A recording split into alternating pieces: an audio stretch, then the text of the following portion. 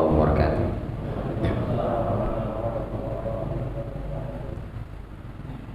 Alhamdulillah, alhamdulillahilladzi ja'ala ramadhana syahran mubarakan unzila fihi al-Qur'an hudan lin-nasi wa bayyinatin minal huda wal furqan.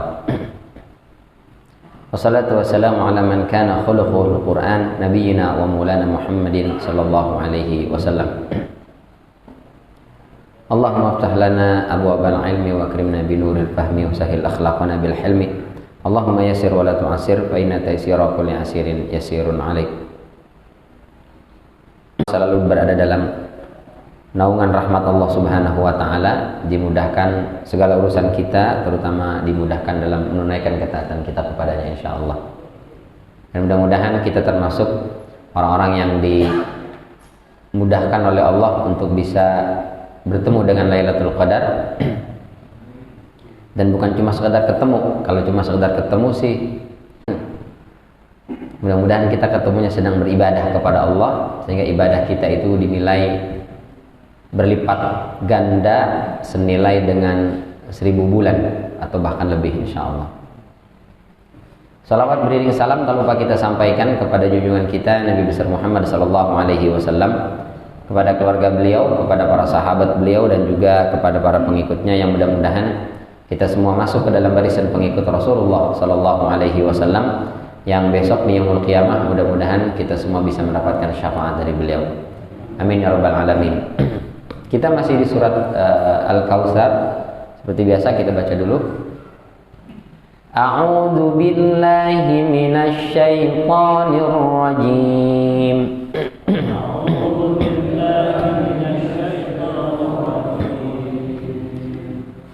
Bismillahirrahmanirrahim.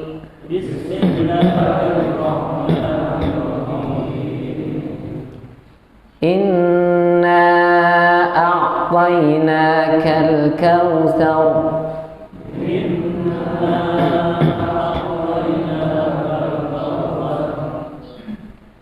Fasalli li rabbika wanhar.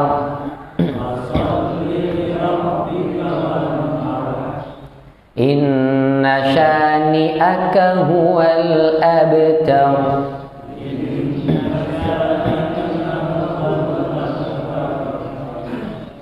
Shadaqallahul azim. Kita sudah bahas tentang sebab turunnya, kemudian korelasi surat Al-Kautsar dengan surat-surat setelahnya. Kita kemarin sudah masuk ke ayat pertama, Inna a'tainaka al-kautsar. Apa itu makna a'ta dan apa makna qaddama? Lalu kita juga sampaikan al-kautsar. Apa maknanya?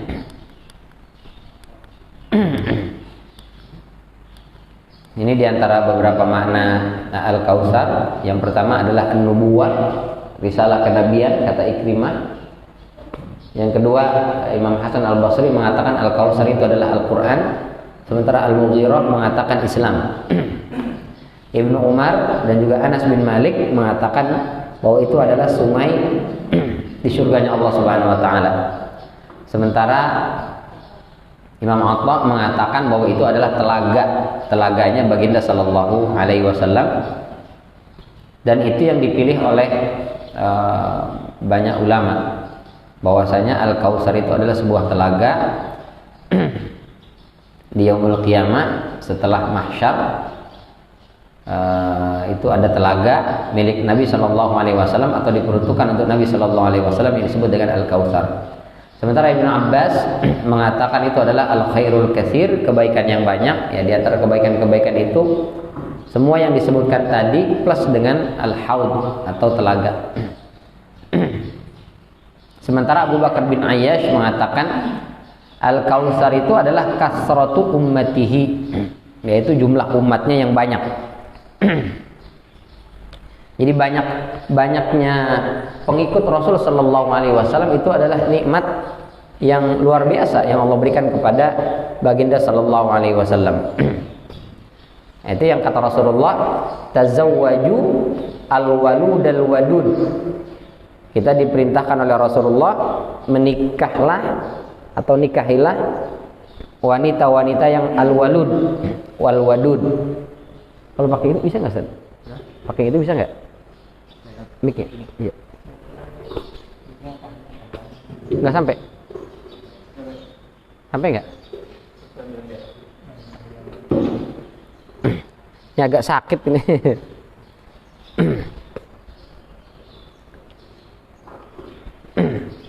Kata Rasul sallallahu alaihi wasallam, tazawwaju al-walud al-wadud. Nikahilah wanita-wanita yang al-walud, peranakannya bagus.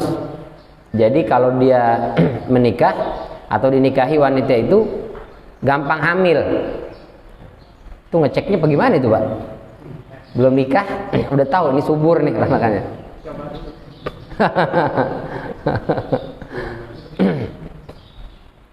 Katanya yang pinggulnya besar. Katanya kalau duduk bekasnya anget. Nah, itu katanya. Nah, itu nggak tahu saya itu bener apa bohong gitu ya. Ngeceknya. Atau biasanya dilihat dari keluarganya. Kalau keluarga itu termasuk subur, kakak-kakaknya juga misalnya, atau keluarganya anaknya banyak-banyak, itu biasanya dia juga sama. Jadi diperintahkan untuk menikah atau menikahi wanita yang subur, yang memungkinkan punya anak banyak, kata Rasulullah. Makanya guru-guru kami biasanya mengatakan begitu. Pilihannya dua. Jazakallah khair, jazakallah khair. Pilihannya dua katanya. Kalau enggak anaknya yang banyak, maka istrinya yang banyak. Gitu Pak Haji ya. Mau banyak anak atau mau banyak istri nih gitu. Anaknya sih sedikit, tapi dari banyak istri. Dua dari 4, 8 juga gitu. Tapi nggak hanya sekedar subur banyak anak. Al-wadud. Al-wadud itu penyayang. Karena ada juga perempuan-perempuan yang agak kurang rasa sayang terhadap mendidik anak, kesabarannya kurang juga. Sehingga anak-anak itu banyak tapi nggak terurus. Pendidikannya kurang, perhatiannya kurang, sehingga dia tidak menjadi generasi yang produktif gitu. Nah itu juga enggak. Jadi al-walud wal wadud, kata Rasulullah SAW. Kenapa begitu? Kenapa tidak menikah dengan wanita yang sedikit anaknya? Karena kata Rasulullah, fa inni mukatsirum bikum al-umama yaumal qiyamah. Karena besok hari kiamat aku akan berbangga-bangga dengan jumlah umatku yang banyak. Jadi banyaknya umat Rasul sallallahu alaihi wasallam itu adalah, kata Abu Bakar bin Ayyash, merupakan al-kausar, nikmat yang banyak. Kenapa nikmat yang banyak? Karena semakin banyak umatnya, berarti semakin banyak yang menjalankan sunnah beliau. Nah, semakin banyak yang menjalankan sunnah beliau, maka semakin banyak rentetan pahala pasif income-nya itu. Kita ngajar 1 orang, dengan kita ngajar 10 orang, tentu lebih baik pahalanya yang 10 orang. Karena masing-masing orang ini, dia akan memberikan atau mentransfer pasif income pahala. Nanti dia ngajarin berikutnya, kemudian terus begitu. Nah, semua ilmu yang kita dapat ini sumbernya ya dari Rasul sallallahu alaihi wasallam. Rasul mengajarkan kepada para sahabat mengajarkan kepada para tabi'in, para tabi'in terus sampai ke kita dan terus ke bawah. Nah, itu pahalanya terus akan mengalir ke baginda sallallahu alaihi wasallam, sehingga itu yang membuat Rasul sallallahu alaihi wasallam diberikan kelebihan oleh Allah Subhanahu wa taala, bisa memberikan syafa'atul uzma. Yang ke-8 adalah rif'atul zikri. Wa huwa fau'al, ini bukan fawa'lun. Fau'al. Fau'alun minal kasrah. Jadi kausar, fau'al. Itu polanya. Itu artinya rif'atul zikri. Bahwa baginda sallallahu alaihi wasallam dari segi penyebutan saja itu sudah dimuliakan. Pertama dari salawat dan salam. Nabi kitalah yang lengkap, as-salatu wassalam, ya, atau alaihi salatu wassalam, atau bahkan para ulama kita menyebutnya afdhalus salat wat taslim. Sementara nabi-nabi yang lain itu cuma alaihi salam saja. Nabi Musa alaihi salam, Nabi Isa alaihi salam, Ibrahim alaihi salam. Tapi Nabi kita Muhammad sallallahu alaihi wasallam tidak hanya salam tapi juga salat. Nabi Muhammad sallallahu alaihi wasallam. dari segi penyebutan berbeda dengan nabi-nabi yang lain. Yang kedua, tidaklah disebut nama Allah kecuali disebut juga nama Nabi kita Muhammad sallallahu alaihi wasallam. Itu dalam surat Al-Insyirah ya, atau surat Asy-Syarh. Wa rafa'na laka dzikrak, kata Allah. Alam nashrah laka sadrak wa wada'na 'anka wizrak alladzi anqadha dhahrak wa rafa'na laka dzikrak. Malaikat Jibril bertanya kepada Rasulullah, "Ya Rasul, tahu enggak apa yang dimaksud dengan wa rafa'na laka dzikrak? Kami tinggikan sebutanmu." Kata Rasulullah, "Enggak tahu, Allah wa rasuluhu Allahu a'lam." Kata malaikat Jibril, "Wa rafa'na laka dzikrak" artinya tidak disebut nama Allah kecuali namamu juga akan disebut. Maka dalam syahadat asyhadu an la ilaha illallah wa asyhadu anna Muhammadar Rasulullah. Orang baca syahadat pertama saja kan syahadatain sebenarnya. Syahadat lillah saja itu enggak sempurna, harus ada syahadat ar-rasul. Dalam azan juga disebut. Selain asyhadu an la ilaha illallah ada juga asyhadu anna Muhammadar Rasulullah. Kecuali Syiah ditambahin wa aliyan waliyullah. Nah, itu Syiah. Jadi setelah asyhadu anna Muhammadar Rasulullah, nah, kalau Syiah ditambahin wa anna aliyan waliyullah. Nah, itu Syiah tuh tambahin. Besok lagi kalau ada ajaran baru lagi tambahin lagi. Nah, itu udah enggak benar. Jadi rif'atuz zikri ini merupakan nikmat yang sangat banyak, di mana Allah disebut, Rasulullah disebut. Nah, bahkan kalau kita pajang di masjid itu pasti Allah Muhammad ya, Allah Muhammad. Kenapa enggak Ibrahim? Kenapa enggak yang lain? Nah, karena ini memang kekhususan kepada baginda sallallahu alaihi wasallam, wa rafa'na laka dzikrak, kata Allah. Dan itu di antara Al-Kautsar sebagaimana dikutip oleh Al-Mawardi dalam kitabnya An-Nukat wal Uyun. Baik. Jadi sungai ataupun telaga Al-Kautsar, dari Anas Ibnu Malik radhiyallahu an, beliau berkata, suatu saat Rasul sallallahu alaihi wasallam di sisi kami dan saat itu beliau dalam keadaan tidur. Tapi tidurnya tidur ringan. Tidur ringan itu apa ya? Ngantuk-ngantuk tapi terjaga gitu. Kayak kita lah ini habis malam qiyamul lail, subuh agak ngantuk-ngantuk tapi nggak banget. Ya. Ada orang ngomongin kita masih kedengeran gitu. Ada ngomongin gue ya, kira udah tidur belum? Gitu. Tapi mata mah merem. Nah itu tidur ringan. Tiba-tiba Rasul Shallallahu Alaihi Wasallam mengangkat kepala dan tersenyum. Kami pun bertanya, ma yudhikuka ya Rasulullah, apa yang membuatmu tersenyum wahai Rasul? Lalu beliau membaca Bismillahirrahmanirrahim, inna a'tainakal kautsar fashalli li rabbika wanhar inna syani'aka huwal abtar. Ini sepanjang riwayatnya Imam Muslim. Hadis ini oleh Imam Syafi'i itu dijadikan sebagai dalil bahwa bismillah itu bagian yang tak terpisahkan dari surat, baik Al-Fatihah ataupun surat yang lain. Makanya kalau dalam mazhab Syafi'i, Al-Fatihah itu baca bismillahnya jahar. Bahkan surat setelahnya pun itu dibacanya jahar bismillahnya. Ini kalau mazhabnya Imam Syafi'i, di antaranya mengambil dalil ini. Tapi kalau Maliki, Imam Ahmad mengatakan bukan ya. Baik. Jadi setelah turun, beliau mengatakan baru saja turun kepadaku sebuah surat, lalu dibacakan surat Al-Kautsar ini dengan bismillahnya. Setelah itu beliau bersabda, tahukah kalian apa itu Al-Kautsar? Para sahabat mengatakan Allahu wa rasuluhu alam. Allah dan Rasulnya yang lebih tahu ya Rasul. Lalu Rasul mengatakan fa innahu nahrun wa adanihi rabbi azza wa jalla alaihi khairun katsir. Wa haudun taridu alaihi ummati yaumal qiyamah aniyatuhu adadun nujum fayukhtalajul abdu minhum fa aqulu rabbi innahu min ummati fayaqulu ma tadri ma ahdathat ba'dak.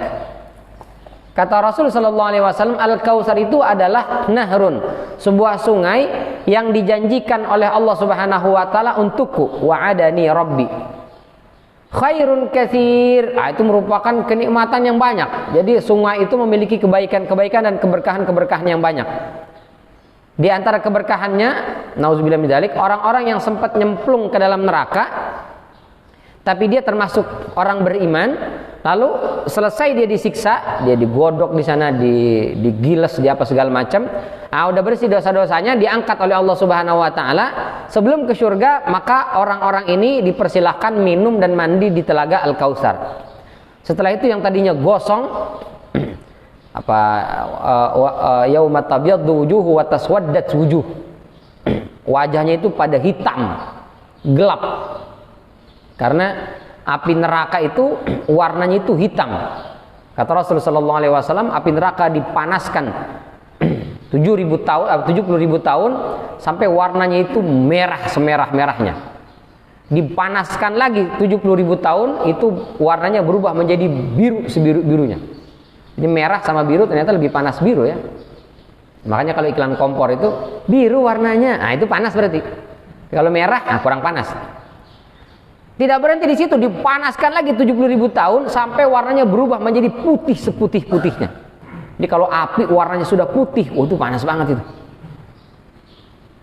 Setelah itu dipanaskan lagi 70.000 tahun berikutnya sampai warnanya berubah menjadi hitam sehitam-hitamnya. Jadi warna api neraka itu terakhir hitam. Itu nggak ada di dunia ini. Kalau putih masih bisa kita temukan. Jadi kalau kapal jet atau pesawat jet atau pesawat yang luar angkasa itu, ketika dia mau take off itu kan keluar api tuh. Itu bagiannya itu putih, biru, merah. Baru di ujungnya hitam. Nah, hitam di dunia ini asap. Jadi kalau kita lihat api ada warna hitam, itu berarti asapnya banyak. Nah, di neraka itu hitam itu saking panasnya api itu. Panas luar biasa. Sehingga orang kalau nyemplung ke dalam neraka, nauzubillah min dzalik, itu akan berubah menjadi hitam sehitam-hitamnya. Seluruh mukanya, badannya hitam karena apinya hitam. Ya Allah, nauzubillah min dzalik. Apalagi orangnya udah hitam. Di neraka lagi, tambah hitam itu. Yang putih saja masuk neraka bisa berubah menjadi hitam legam. Ya Allah, panasnya itu, kata Rasulullah, api neraka itu panasnya. Kalau kita memegang panas api di dunia ini, itu baru 1/70-nya. Masih ada 69 kali lipat dari panas api yang ada di dunia ini. 1/70, Masya Allah. Ada kisah, tapi hadisnya nggak tahu saya, kalau nggak sampai hasan, kayaknya dhaif riwayatnya, tapi masyhur. Ketika Nabi Adam alaihissalam sampai di bumi ini, bingung, ini cara makan bagaimana Jibril di dunia ini? Karena di surga makan tinggal tunjuk, tinggal ambil, enak. Begitu turun ke dunia, bingung, gimana saya cara makannya? Apa yang mesti saya makan? Maka diajarkan oleh malaikat Jibril, ini bisa dimakan langsung, ini bisa makan langsung, ini tidak bisa makan langsung. Kalau saya mau makan daging, bagaimana caranya? Harus disembelih dulu, setelah itu harus dimasak. Bagaimana cara memasak itu? Menggunakan api. Apinya dari mana? Nah, ini sebagian riwayat mengatakan, lalu Nabi Adam alaihissalam meminta kepada malaikat supaya diberikan sebagian dari api neraka. Ini sih lebih ke cerita Israiliyat ya sebetulnya. Jadi meminta supaya diberikan api neraka, tapi nggak apa-apa kita sampaikan hanya untuk memberikan gambaran saja. Lalu sama malaikat Az-Zabaniyah, malaikat penjaga neraka, ditanya, sebanyak apa api yang kau inginkan? Nggak usah banyak-banyak, sebesar kerikil saja. Lalu kata malaikat Zabaniyah, wahai Adam, seandainya aku bawakan api sebesar kerikil dari neraka untukmu di dunia ini, maka jagat raya ini akan meledak, hancur. Saking panasnya api neraka. Gitu ya malaikat? Iya. Kalau gitu lebih kecil lagi, sebesar butiran pasir. Sebesar butiran pasir, bumi meledak, habis semuanya. Api neraka sebutiran pasir saja meledak bumi ini. Kalau gitu sebesar zarrah. Zarrah itu kalau sekarang kita terjemahnya atom ya. Kalau zaman itu mungkin diterjemahnya Kebanyakan ya ahli tafsir zaman para sahabat diterjemahnya sebagai biji sawi yang kecil itu dzarrah. Tapi kalau sekarang teknologi sudah semakin maju, dzarrah itu adalah bagian terkecil dari sebuah partikel, ya atom. Bahkan atom bisa lebih kecil lagi ya, ada proton, ada neutron. Mungkin nanti ada lebih kecil lagi, itu ada lagi ya. Sebesar zarrah saja, maka diberikan sebesar zarrah, begitu dibawa, lepas itu, kemudian membakar sebagian bumi sampai kemudian akhirnya masuk ke dalam bumi, jadilah dia inti bumi. Ya. Jadi inti bumi itu disebabkan dari api neraka yang hanya sebesar zarrah itu, panasnya tuh luar biasa. Ya. Kami sampaikan ini lebih ke Israiliyat, tapi sebagai gambaran tentang betapa panasnya api neraka. Maka mereka-mereka yang pernah nyemplung masuk ke dalam neraka itu wajahnya hitam legam, badannya juga hitam legam karena habis dibakar, dilahap oleh api neraka. Maka ketika mereka mendapatkan syafaat lalu diselamatkan oleh Allah Subhanahu wa taala, dikeluarkan dari neraka, sebelum mampir ke surga mereka mampir dulu ke telaga ini, yang minum, yang mandi dan seterusnya. Bahkan mereka-mereka yang selesai di mahsyar tidak masuk ke dalam neraka, mereka sempat atau dipersilahkan untuk mampir dulu ke telaga ini. Luar biasa ya.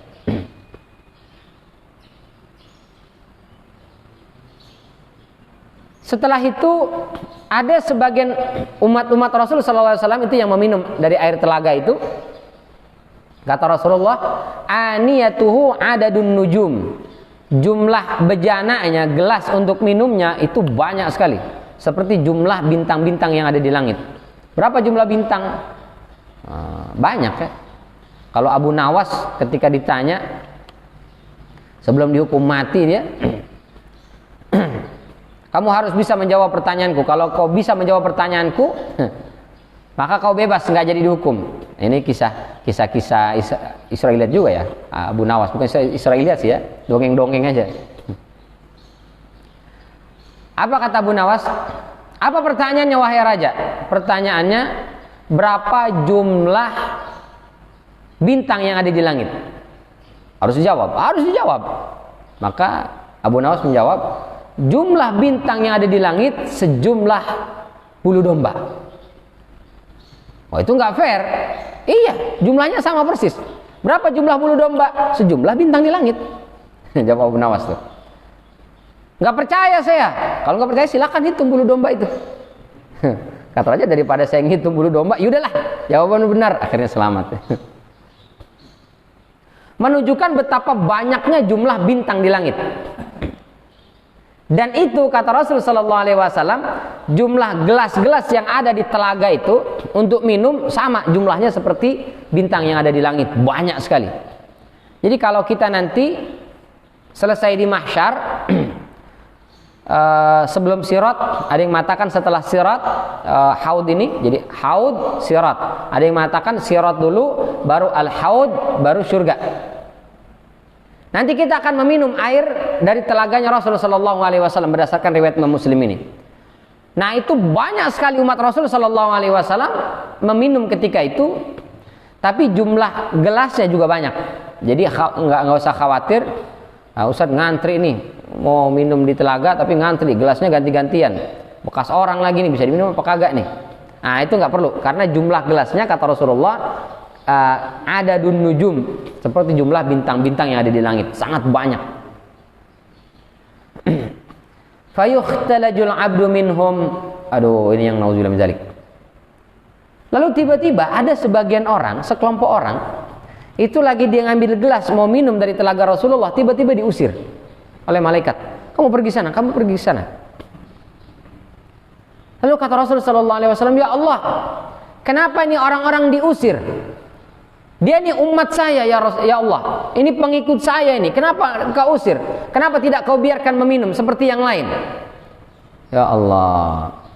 Innahu min ummati. Dia termasuk umatku ya Allah. Tapi nggak boleh minum. Diusir. Dihalau. Kenapa?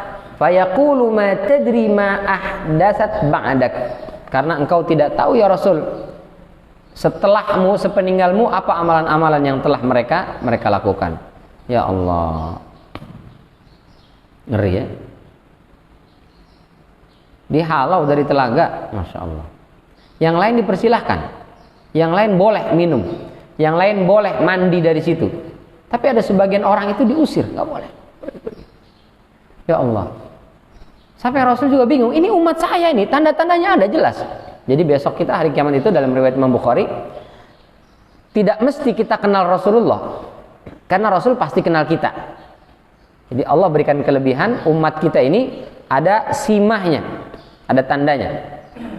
Simahum fi wujuhihim min atharis sujud. Ciri-ciri umat Rasulullah ini kelihatan di wajah mereka, bekas sujud. Tapi simah itu bukan jidatnya yang hitam. Karena kalau jidat hitam itu gampang aja itu. Karena bisa dibekam. Kebanyakan sujud ada juga bisa hitam. Jadi caranya supaya hitam itu, maka sujudnya itu kepala agak jauh ke depan. Tangannya dilebarkan begini. Itu jidatnya pasti hitam. Itu 20 kali sujud aja udah hitam itu. Makanya kadang, Ustaz saya bingung Ustaz. Saya sholat dari kecil, jidat saya nggak hitam tuh. Ini ada orang, saya tahu nih waktu mudanya, nakalnya luar biasa nih. Baru kemarin aja dia tobat. Itu pun habis sakit, udah mau mati, dia baru tobat Ustaz. Setelah itu jadi rajin sholat. Kok tiba-tiba jidatnya hitam nih? Sholat saya yang salah atau gimana nih? Nah itu mungkin pertama, ya sajadahnya murah kan. Jadi sajadahnya keras gitu. Yang kedua memang caranya bisa Pak. Caranya itu, kepala kita ini dari dengkul agak jauh ke depan. Lalu tangannya melebar ke samping. Kalau hadisnya itu seperti anak kambing itu bisa lewat di kolong kita itu. Nah, sujudnya sampai begitu lebar. Sehingga nahan kepala kita dan jangan cepat-cepat sujudnya, lamain. Itu sampai perih di sini.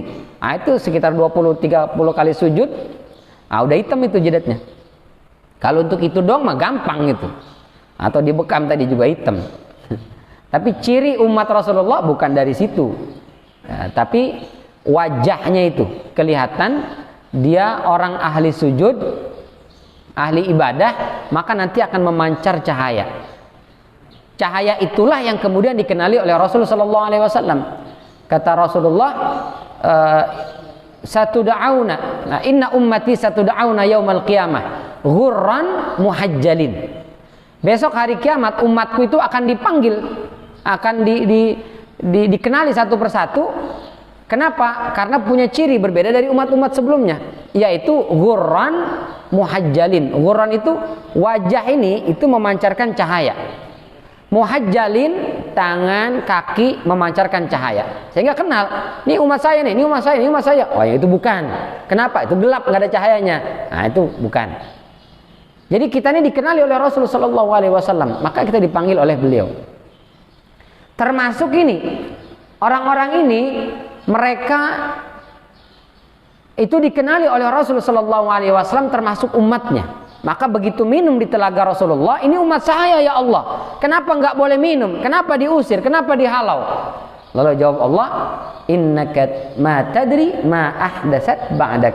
Karena engkau tidak tahu apa yang mereka perbuat setelahmu. Banyak melakukan hal-hal yang menyimpang dari Rasulullah SAW. Nah, Imam Nawawi dalam syarah Sahih Muslim itu, jadi Sahih Muslim, nah itu yang mensyarah itu Imam Nawawi, itu yang paling masyhur ya, paling banyak dipakai. Kalau Imam Bukhari itu yang mensyarah yang paling masyhur ya Ibnu Hajar Asqalani Fathul Bari. Ada ulama-ulama lain yang mensyarah ada, tapi tidak seperti Sahih Bukharinya, Fathul Barinya Ibnu Hajar Asqalani. Juga banyak yang mensyarah Sahih Muslim, tapi yang paling diterima oleh jumhur itu ya syarahnya Imam Nawawi. Nah, Imam Nawawi ketika mensyarah hadis ini, siapa mereka itu? Yang pertama yang diusir itu adalah orang munafik dan orang yang murtad. Jadi orang munafik ini kan sholat, orang munafik ini kan puasa juga dia, tapi munafik. Maka dia akan diusir, dihalau dari telaganya Rasulullah SAW. Atau orang murtad. Awalnya dia muslim, tapi lama-lama dia kemudian meninggalkan Islam, murtad. Nah, ini juga dihalau, diusir dari telaganya Rasulullah SAW. Yang kedua, kata Imam Nawawi, yang dimaksud orang-orang yang diusir dari telaga Rasul sallallahu alaihi wasallam itu adalah mereka yang waktu Rasul masih hidup, ini termasuk orang yang muslim, masuk Islam. Tapi setelah Rasul sallallahu alaihi wasallam meninggal, murtad. Ada beberapa ya yang murtad itu. Bahkan ada yang diperangi oleh Abu Bakar itu ashabur riddah, mereka-mereka yang tidak mau membayar zakat diantaranya. Di zaman Rasul hidup, ini orang masih muslim, tapi setelah Rasul meninggal, banyak yang kemudian murtad. Nah, itulah orang-orang yang dihalau. Kata Rasul, ini waktu di dunia saya kenal betul ya Allah, dia muslim ini. Lalu kata Allah, memang muslim sampai kau meninggal, tapi setelah meninggal engkau ya Rasul, dia kemudian murtad. Nah, engkau tidak tahu mereka murtad, maka sekarang mereka diusir dari telaganya Rasulullah SAW. Yang ketiga, ini yang mudah-mudahan kita tidak termasuk, nauzubillah min dzalik. Yang dimaksud adalah mereka ahli maksiat dan pelaku dosa besar yang mati masih dalam keadaan bertauhid. Begitu pula termasuk di sini adalah pelaku bid'ah yang kebidahannya yang dilakukan namun tidak mengeluarkan dari Islam. Nauzubillah min dzalik ya. Ngeri. Dihalau, diusir dari telaganya Rasulullah sallallahu alaihi wasallam. Ini kata siapa? Kata Imam Nawawi.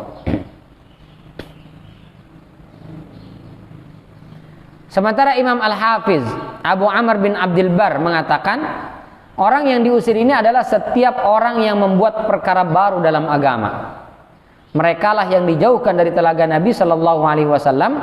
Seperti siapa? Kaum Khawarij, Rafidah, Syiah maksudnya, dan pelaku bid'ah lainnya. Begitu pula orang yang berbuat zalim dan terlaknat lantaran melakukan dosa besar. Semua yang disebutkan tadi dikhawatirkan, kata Imam Al-Hafiz Abu Amr bin Abdul Bar. Beliau juga nggak bisa memastikan, karena wallahu alam, yang lebih tahu adalah Allah dan Rasulnya siapa mereka. Tapi untuk jaga-jaga jangan sampai kita termasuk orang yang diusir itu, jangan sampai kita lakukan ini. Agak gelap sini. Yaitu orang-orang yang melakukan perbuatan baru dalam agama, seperti Khawarij, Syiah kita sampaikan tadi, azan aja ditambahin. Ada wa aliyan waliyullah. Terus sholatnya ada yang di kuburan. Jadi sholat berjamaah, tapi tempat imam ini itu digali lubang, jadi semacam kuburan. Jadi imamnya sholatnya di kuburan. Nah itu aneh-aneh lah pokoknya, macam-macam. Nggak usah Syiah juga ada di Indonesia itu ya. Dia dakwahnya dengan cara aneh-aneh itu. Ada yang masuk dalam kuburan. Jadi ceramah tapi dalam kubur. Jadi dia mau adakan tabligh akbar, jamaah sudah ngumpul di lapangan, yang lain itu minta dibuatkan panggung, dia enggak, dia kuburan. Jadi digali kuburan, dia masuk ke dalam kuburan itu ceramah di situ. Ya. Yang lain dengerin suara doang, karena yang ceramahnya dalam kuburan.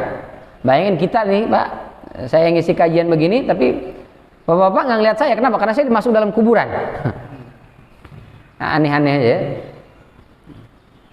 Kenapa ditanya begitu? Karena supaya orang lebih mendengar kata-kata saya, orang lebih perhatian dan peduli bahwa yang ngomongin ini adalah orang yang berada dalam kubur. Ya, orang berada dalam kubur tapi kan masih hidup. Nah, itu kalau nggak bener gali kuburannya, ngap, akhirnya bisa mati beneran itu di dalam kubur ya. Nah, tapi yang di sini yang dimaksud kata Al-Hafiz Abu Amr bin Abdul Bar itu diantaranya Khawarij, Syiah dan pelaku bid'ah lainnya, termasuk orang yang zalim, terlaknat dan juga melakukan dosa-dosa besar. Ini mereka yang terancam atau dikhawatirkan terancam akan dijauhkan dari telaga Nabi Shallallahu Alaihi Wasallam. Jangan sampailah nauzubillah min dzalik. Ini yang disampaikan oleh Imam Nawawi dalam syarah Sahih Muslim. Jadi hadisnya tadi sahih. Baik. Kita masuk ayat kedua. Fasalli li rabbika wanhar. Ini kita sampaikan, kita ulang berkali-kali. Cara membaca haknya ini adalah hak kecil. Ya. Wanhar, bukan wanhar. Karena kalau hanya besar itu beda. Wanhar artinya mengusir atau menghardik. Kalau wanhar, wa ammas Fa ammal yatima fala taqhar wa ammas sa'ila fala tanhar. Nah, itu hanya besar tuh. Kepada anak yatim jangan kamu bersikap kasar. Sama pengemis, orang yang datang minta-minta jangan diusir. Assalamualaikum, sana pergi. Apaan sih? Repot-repotin aja. Nah, itu tanhar namanya. Haknya besar. Nah, kalau haknya kecil itu artinya berkorban. Jadi kalau kita bacanya fasalli li rabbika wanhar, maka sholatlah untuk Tuhanmu dan bentaklah Allah. Wah, itu kurang ajar jadinya.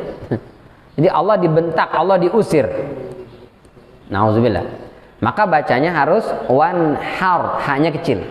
Kalau hanya kecil itu artinya berkorban. Hari Idul Kurban disebut dengan Yaumun Nahri, hari berkurban. Fasalli li rabbika wanhar, maka dirikanlah sholat untuk Tuhanmu dan berkorbanlah. Apa maksudnya?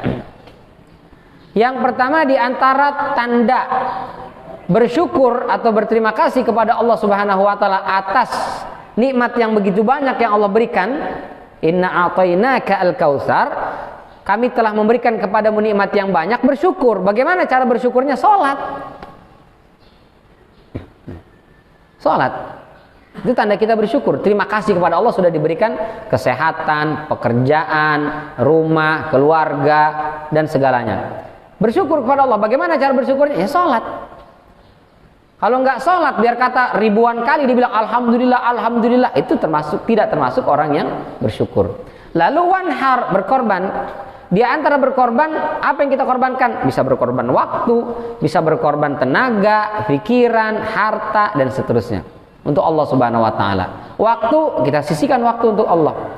Tenaga juga begitu. Harta juga, infak sedekah itu bagian dari wanhar.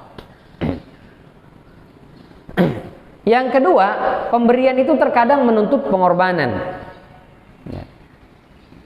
Semakin besar kita berkorban, maka semakin besar pula nikmat yang akan kita dapatkan. Jadi kalau ingin mendapatkan nikmat yang banyak, ya banyakin juga korbannya. Jadi kalau ingin dimudahkan rizkinya, digampangkan rizkinya, maka banyakin sedekahnya. Sedekahnya sedikit, ya pasti sedikit juga dapat nikmatnya berupa rizki. Pengen disehatkan oleh Allah, maka gunakan kesehatan kita untuk ibadah. Jadi kalau kita sehatnya dipakai buat ibadah, maka sehat itu akan bertambah terus, sehat terus. Nah, manusia yang paling sehat di atas muka bumi ini siapa? Rasulullah. Karena Rasulullah adalah orang yang paling banyak ibadahnya, maka orangnya paling sehat. Cuma 3 kali, Pak. 63 tahun hidup sakit cuma 3 kali. Pertama, ketika beliau terkena sihir, kemudian Allah turunkan surat Al-Falaq dan juga surat An-Nas. Yang kedua, ketika perang Uhud, gigi seri beliau itu patah terkena anak panah, sakit 2. Yang ketiga adalah sakit ketika beliau diracun oleh Yahudi, yang sakitnya ini kemudian menghantarkan beliau sampai ke Rafiqil A'la, meninggal. 3 kali aja. Subhanallah. Pilek, bengek, batuk, nggak ada Rasulullah itu, nggak ada sama sekali. Sehat. Kenapa? Karena sehatnya dipakai untuk ibadah. Jadi kalau saya pengen disehatkan terus, Ustaz, pakai sehatnya buat ibadah. Selagi sehat, ibadah. Maka sehat itu akan ditambah terus. Ustaz, saya pengen banyak rezeki saya. Maka kalau punya rezeki, sedekah, infak. Maka Allah akan lipat gandakan rezekinya itu. Begitu seterusnya. Semakin banyak kita berkorban untuk Allah, maka kenikmatan itu akan semakin banyak. Semakin sedikit kita berkorban untuk Allah, maka semakin sedikit kenikmatan yang akan Allah Subhanahu wa ta'ala berikan kepada kita. Terakhir, kata Ibnu Jubair, Ikrimah, Qatadah dan juga Imam Mujahid, yang dimaksud ayat ini itu berkaitan dengan salat Idul Adha dan penyembelihan kurban. Jadi kalau sebelum turun surat ini, orang itu berkurban dulu baru salat. Jadi nyembelih kambing dulu, baru setelah itu salat. Nah, turunlah kemudian surat Al-Kautsar ini mengatakan salat dulu baru berkorban. Itu yang kita lakukan sekarang. Selesai sholat, baru kita menyembelih kambing, sapi, dan semua hewan-hewan kurban. Itu yang kita lakukan sekarang berdasarkan dengan syariat Rasulullah SAW yang diturunkan diantaranya melalui surat Al-Kautsar ini. Fasalli li rabbika wanhar. Salatlah untuk Tuhanmu dan berkorbanlah. Jadi salat dulu, selesai salat, nah setelah itu kemudian sarapan, lalu berkurban. Kalau zaman Nabi Shallallahu Alaihi Wasallam itu makannya setelah berkurban. Jadi nyembelih kambing dulu, nyembelih binatang kurban dulu, setelah itu dimasak sebagian baru makan. Ya. Kalau kita sebelum itu udah sarapan dulu, lontong apa segala macam. Karena kalau nunggu makannya dimasak dulu, itu bisa habis zuhur. Tenaga buat nyembelih kambingnya, buat narik sapinya udah habis duluan. Pada loyok-loyok semua jadinya ya. Nah, jadi kita biasanya selesai sholat makan dulu, itu setelah itu kita nyembelih. Baru sampai selesai bagi-bagikan, bisa sampai asar kadang ya. Selesai asar baru makan itu sorenya. Jadi kalau nunggu santapan dari daging itu kelamaan, udah keburu lapar. Perut kita udah keburu teriak-teriak gitu. Lapar. Akhirnya makan dulu lontong lah minimalnya atau ketupat, baru setelah itu kita menyembelih. Baik, sampai sini barangkali ada yang ingin ditanyakan, ditambahkan atau diluruskan. Jika saya keliru, falyatafadhal mashkura.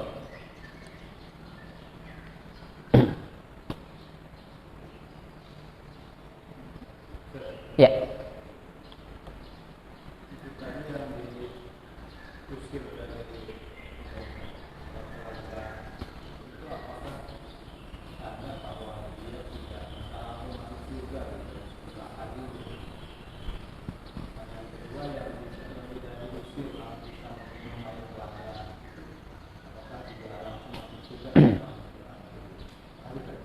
Ya, jazakallah khair, Ustaz. Betul sekali. Jadi mereka yang dihalau, diusir dari telaga, ini seperti disampaikan tadi oleh Imam Nawawi dan juga Abu Amir bin Abdul Bar, bahwa mereka itu adalah orang-orang yang masih bertauhid. Jadi termasuk umat Rasulullah memang. Ya. Tapi dihalau dari telaga Rasul Sallallahu Alaihi Wasallam itu artinya mereka termasuk orang-orang yang mampir dulu ke neraka. Digosok, digesek, dibakar dulu di neraka. Nauzubillah min dzalik. Meskipun nanti setelah dia mampir di neraka, baru setelah itu dia diperbolehkan minum dulu dan mandi dulu di telaga Al-Kautsar sampai yang tadinya gosong bin geseng, itu bersih lagi, baru setelah itu masuk ke dalam surganya Allah Subhanahu wa taala. Sementara mereka-mereka yang langsung minum, itu mereka akan masuk dalam surga. Makanya urutan di akhirat itu kan yaumul ba'ats, kemudian mahsyar, ada yang mengatakan sirat dulu baru al-haud, ada yang mengatakan haud dulu baru sirat. Baru setelah itu surga dan neraka. Jadi masih di rentetan perjalanan itu. Ya mudah-mudahan kita termasuk orang-orang yang dipersilahkan minum dan mandi di telaga itu tanpa diusir insyaallah. Sehingga bisa langsung masuk dalam surganya Allah Subhanahu wa taala. Enggak usahlah mampir-mampir lah ya. Jadi lama nyampainya kalau kita mampir dulu kan.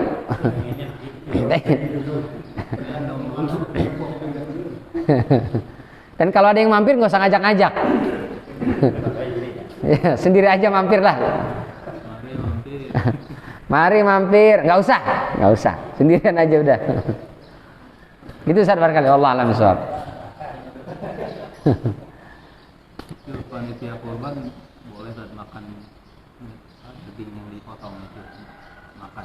Iya boleh. Menyantap makanan dari daging kurban itu boleh. Panitia itu boleh memakan. Berapa sih dimakan? Kalaupun harus 1 ekor ya 1 ekor. Dari berapa kami? Kita punya ada 40 dimakan. Boleh lah. Dulu Rasul dan para sahabat juga memakan dari kambing itu. Ya, atau dari binatang yang disembelih itu. Nah, ini enggak Ustaz, enggak boleh, haram, harus beli sendiri, misah gitu. Izin kan? Hah? Sini harus izin dulu. Harus izin dulu. Iya, sama yang punya sapinya tuh izin dulu nih mau dibuat panitia. Makanya repot. Agak repot. Iya, kambing lah mestinya. Kambing apa sapi biasanya? Sapi ya. Karena banyak yang udah nggak sanggup makan daging kambing. Allah alam, setahu kami boleh, panitia diperbolehkan. Ya, karena itu tadi Rasul dan para sahabat juga mereka tidak makan sebelum makan dari daging kambingnya itu. Dari situ ya makannya itu. Saya belum mendapatkan riwayat harus izin dulu, Rasul izin sama satu-satu. Pak nanti boleh nggak saya izin? Saya belum ketemu sih riwayatnya. Allah alam ya. Karena memang hewan kurban itu tuh dibagi-bagikan. Siapa yang dibagikan? Al-ba'isal faqir. Semuanya diberikan. Yang membutuhkan, yang fakir atau yang tidak fakir dikasih semua. Bahkan ada sahabat bertanya, ya Rasul, ini kita lagi bagi-bagi ini umat Islam. Tahu-tahu ada satu rumah ini orang Yahudi. Jadi Muslim, Yahudi, Muslim. Ini kita bagi apa jangan? Kalau nggak kita bagi, kita lewat depan rumahnya. Kan kita nenteng-nenteng kambing terus dilewatin, mentang-mentang Yahudi nggak dikasih. Ini gimana ya Rasul? Kita kasih apa jangan? Kata Rasulullah, kalau seandainya kita kasih, setelah itu dia jadi baik atau dia masuk Islam, kasih. Tapi kalau enggak, dia tetap merongrong Islam, dia tetap memusuhi Islam, nggak usah dikasih, lewatin aja. Langsung Pak, Allah yang marah. Laisa 'alaika hudahum walakinallaha yahdi may yasha. Bukan urusanmu ya Rasul, mereka dapat hidayah atau tidak dapat hidayah, urusanmu cuma bagiin daging, kelar. Setelah dibagi, mau dia rajin ke masjid kek, mau enggak kek, bagi aja udah. Jangan kita pilih-pilih, jangan dibagi rumah itu. Kenapa? Enggak pernah nongol di masjid tuh orang. Jangan itu, enggak perlu. Jadi dibagiin semuanya, termasuk kita di panitia juga dibagi juga, kurban juga dibagi. Terus saya belum ketemu ilahnya. Memang saya juga beberapa kali dengar ceramah beberapa ustaz gitu. Nggak boleh. Ilahnya kenapa gitu? Kan nanti juga dibagi. Emang panitia nggak dapat? Kan dapat kan? Dibawa pulang ke rumah. Ya, kita makan kita untuk panitia juga masalahnya di mana? Wallahu alam. Itu barangkali. Wallahu alam. Tapi kalau ada yang masih tetap kekeh harus izin, ya sudah. Ikutin aja lah. Tapi kami belum menemukan riwayatnya Rasul dan para sahabat izin kepada si pekurban untuk memakan hewan kurban tadi. Karena para sahabat mereka ya selesai sholat langsung menyembelih hewan kurban, lalu setelah itu dimasak sebagian, setelah itu makan. Jadi makan itu adalah daging kurban itu, makan pertama ya. Kan disunahkan kalau sholat Idul Fitri itu justru makan dulu sebelum Idul Fitri. Tapi Idul Adha sunahnya jangan makan dulu sampai selesai sholat dan selesai menyembelih, itu sebetulnya sunahnya. Jadi selesai menyembelih dimasak baru makan. Kalau kita kan tadi kelamaan sampai jam 3, waduh keburu lapar, akhirnya ya selesai sholat baru makan dan minum. Sunahnya sebetulnya sampai selesai menyembelih. Dan saya yang dhaif ini, sependek pengetahuan saya yang sangat terbatas, belum menemukan riwayat Rasul dan para sahabat kemudian minta izin kepada para pekurban untuk memakan bagian dari hewan kurban yang disembelih itu. Wallahu alam. Saya ini ada sedikit korelasi. Syekh Muhammad Amin Asy-Syanqiti mengatakan di surat sebelumnya, berarti surat setelahnya nanti, surat Al-Ma'un, kata Allah, fawailul lil musallin. Siapa itu? Alladzina hum fi salatihim sahun, awailul musallin alladzina hum an salatihim sahun alladzina hum yuraun wa yamna'unal ma'un. Celakalah orang-orang yang sholatnya itu termasuk orang-orang yang lalai. Di antara bentuknya itu adalah yamna'unal ma'un, orang yang pelit bin koret alias medit. Nanti kita jelaskan apa yang dimaksud dengan al-ma'un itu. Jadi orang-orang yang disifati celaka sholatnya adalah karena mereka riya dan enggan membantu kepada sesama. Lalu di dalam surat ini Allah perintahkan agar kita sholatnya itu tidak termasuk yang wail, tidak termasuk yang celaka. Maka pertama, fasholli li rabbika, maka sholatnya adalah untuk Allah Subhanahu wa taala. Yang kedua, membangun kepedulian sosial dengan kita suka berbagi kepada sesama. Jadi orang yang sholat tapi tidak gemar berbagi, wailul lil musallin. Sementara mereka yang sholat dan gemar berbagi, maka masuknya fasholli li rabbika wanhar, maka dia akan mendapatkan al-kausar, nikmat yang banyak dari Allah Subhanahu wa taala. Wallahu taala a'lam wassawab. Ini barangkali yang bisa kita sampaikan di kesempatan pagi yang mulia ini. Mudah-mudahan bermanfaat. Semoga Allah selalu mampukan kita untuk bisa berbagi, dan Allah mudahkan kita juga untuk bisa berbagi itu. Karena ada orang yang dimudahkan berbagi tapi dia tidak mau berbagi. Nah, kita mudah-mudahan selalu dimudahkan oleh Allah, sehingga dengan begitu Allah terima amal ibadah kita dengan pahala berlipat ganda, sehingga kita termasuk ke dalam kelompok umat Nabi Muhammad SAW yang besok di yaumul qiyamah diperkenankan untuk meminum dari telaga Al-Kausar, sehingga kita termasuk orang-orang yang langsung masuk ke dalam surganya Allah Subhanahu wa taala. Amin ya rabbal alamin. Terima kasih atas segala perhatian. Mohon maaf apabila ada kekeliruan dan kekurangan. Kita tutup dengan hamdalah dan kafaratul majlis. Alhamdulillahirabbil alamin. Subhanakallahumma bihamdika asyhadu an la ilaha illa anta astaghfiruka wa atubu ilaik. Wabillahi taufiq wal hidayah. Assalamualaikum warahmatullahi wabarakatuh.